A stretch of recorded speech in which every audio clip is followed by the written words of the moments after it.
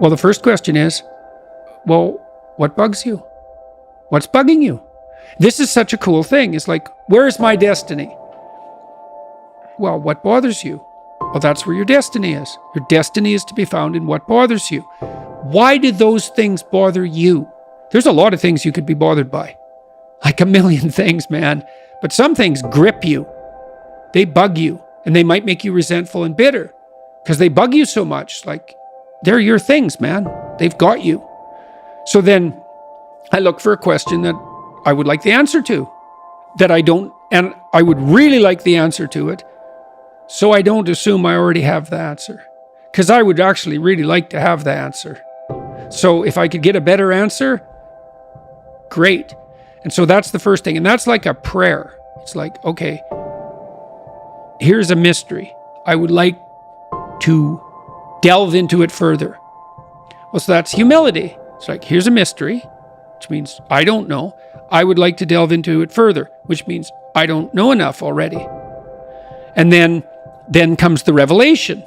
It's like, well, what's a revelation? Well, if you ask yourself a question, it's a real question. Do you get an answer or not? And the answer is, well, yeah, thoughts start to appear in your head. So from somewhere. That's right, from somewhere. Where do they come from? Do you have a sense? Depends on what you're aiming at. Depends on the question. No, it does to some degree. It depends on your intent. So imagine that your intent is to make things better. Then maybe they come from the place that's designed to make things better. Maybe your intent is to make things worse. Then they come from hell. And you think, not really. It's like, you're so sure about that, are you? Is your intent conscious? Like, are you able to introspect it's conscious and habitual, right? Because as you practice something consciously, it becomes habitual. But it's conscious. It's like when I sit down before I do a lecture, I think, okay, what's the goal here? To do the best job I can. To what end?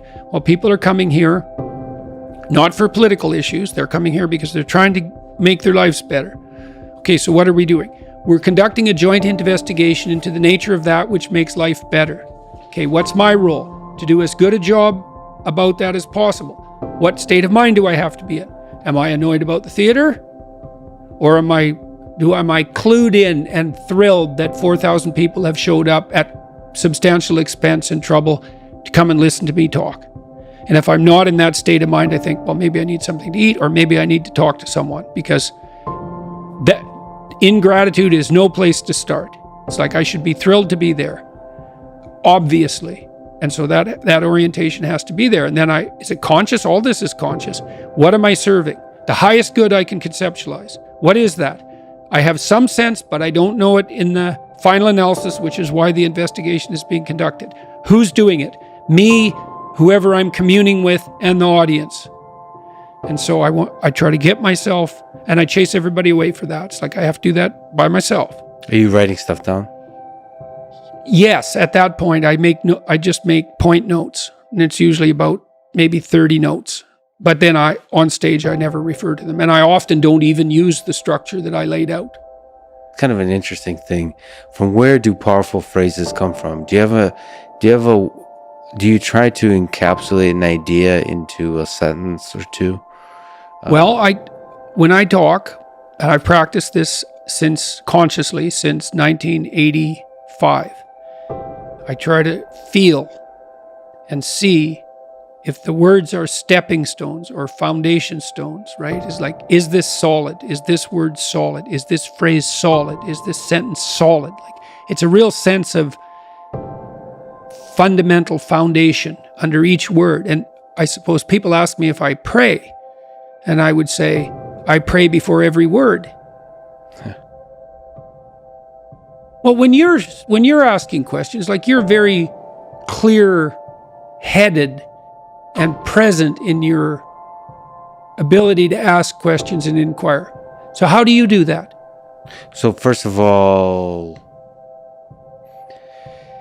I'm worried that my mind easily gets trapped when I step on a word and I know it's unstable. You kind of realize that you don't really know the definitions of many words you use. And that can be debilitating. So I kind of try to be more carefree about the words I use, because otherwise you get trapped. You don't want to be obsessional. Like literally, my mind halfway through the sentence will think, well, what does the word sentence mean? Right. Well, neurologically, and then everything else just explodes. Yeah. Your big picture idea explodes, and you lost yourself in the minutia. Well, neurologically, there's a production center and an editing center, and those can be separately affected by strokes. And so often when people are writing or talking, they try to activate both at the same time. And that's so people will try to write an essay and get every sentence right in the first draft. That's a big mistake. And so then you might say, well, how can you be careful with your words but carefree? And the answer is orient yourself properly, right? Well, in the conversation we're having, you have an orientation structure. You want to be prepared. You want to be attentive. Then you want to have an interesting conversation. And you want to have the kind of interesting conversation that other people want to listen to, that will be good for them in some manner. Okay, so that's a pretty good frame. And then you kind of scour your heart and you think, is that really what you want? Are you after fame? Are you after notoriety? Are you after money? I'm not saying any of those things are necessarily bad, but they're not optimal, especially if you're not willing to admit them, right? And so they can contaminate you. So you want to be decontaminated. So you have the right trip, let's say. And so you have to put yourself, that's a meditative practice, you have to put yourself in the right receptive position with the right goal in mind. Then you can, and I think you can get better and better at this, then you can trust what's going to happen. So for example, before I came here, I presume you have a reason for doing the podcast with me. What's the reason? We wanted to talk for a long time, so the reason has evolved. One of the reasons is I've listened to you for quite a long time, so you've become a one-way friend, and I have many one-way friends. Some of my best friends don't even know I exist. So I'm a big fan of podcasts and audiobooks. Actually, most of my friends are dead. Yeah, right. The writers. The definition of a reader. With a lot of great dead friends. So I wanted to meet this one-way friend, I suppose, and have a conversation. And then there's this kind of puzzle that I've been longing to solve. The same reason I went to Ukraine, of asking this question of myself: who am I? And what was this part of the world? What is this thing that happened in the 20th century? That I lost so much of my family there, and I feel so much of my family is defined by that place. Now that place includes the Soviet Union, it includes Russia and Ukraine, it includes Nazi Germany, it includes these big, powerful leaders and huge millions of people that were lost in the beauty, the power of the dream, but were also the torture that was forced onto them through different governmental institutions. And you are somebody that seemed from some angle to also be drawn to try to understand what was that, and not in some sort of historical sense, but in a deeply psychological human sense. What is that? Will it repeat again? In what way is it repeating again? And how can we stop it? And so that's the crucial issue. I felt I wanted to, from very different backgrounds, pull at the thread of that curiosity. I'm an engineer, you're a psychologist, both lost in that curiosity, and both wear suits. And a talk with various levels of eloquence about sort of the shadows that that history cast on us. And so that was one. And also the psychology. I wanted to be a psychiatrist for a long time. I was fascinated by the human mind until I discovered artificial intelligence, the fact that I could program and make a robot move. And until I discovered that magic, I thought I wanted to understand the human mind by being a psychiatrist, by talking to people, by through talk therapy, psychotherapy. So now you got the best of both worlds, because you get to talk to people and you get to build robots. Yeah, I mean, but the dream ultimately is the robot.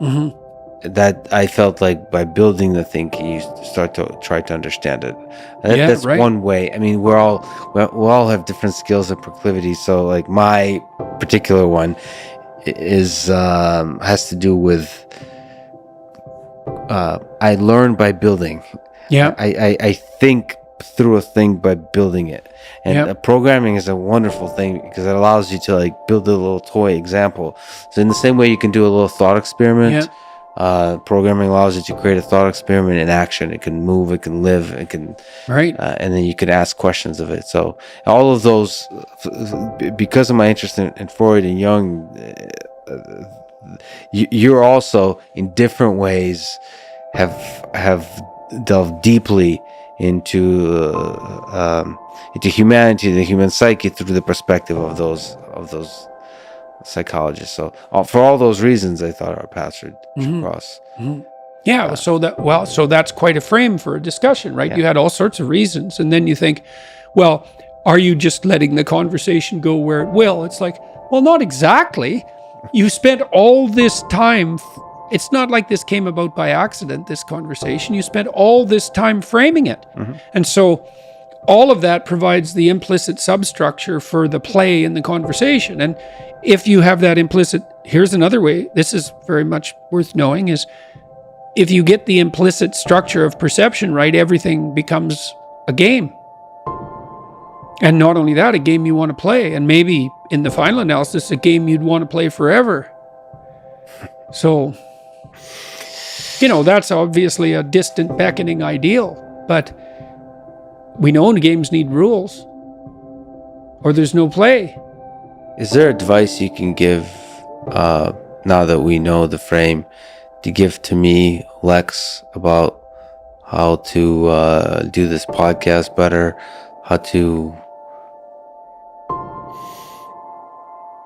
think about this world, how to be a good engineer, how to be a good human being, from what you know about me? Take your preoccupation with suffering seriously. It's a serious business. Right? And that's part of that, to circle back to the beginning, let's say, that's that willingness to gaze into the abyss, which is obviously what you were doing when you went to Ukraine. It's like, it's gazing into the abyss that makes you better. The thing is, and this is maybe where Nietzsche's idea is not as differentiated as it became.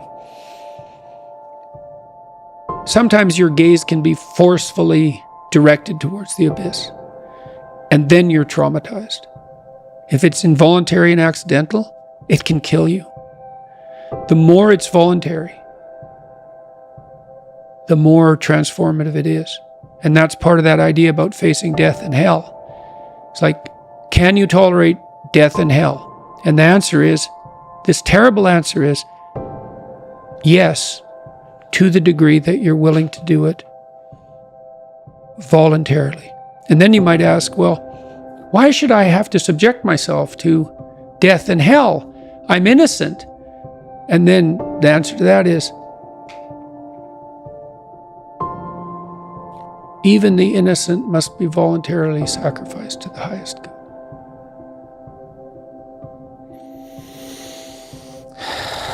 That's such an interesting distinction. Voluntary suffering. Voluntary, yeah. Well, that's why the central Christian doctrine is pick up your cross and follow me.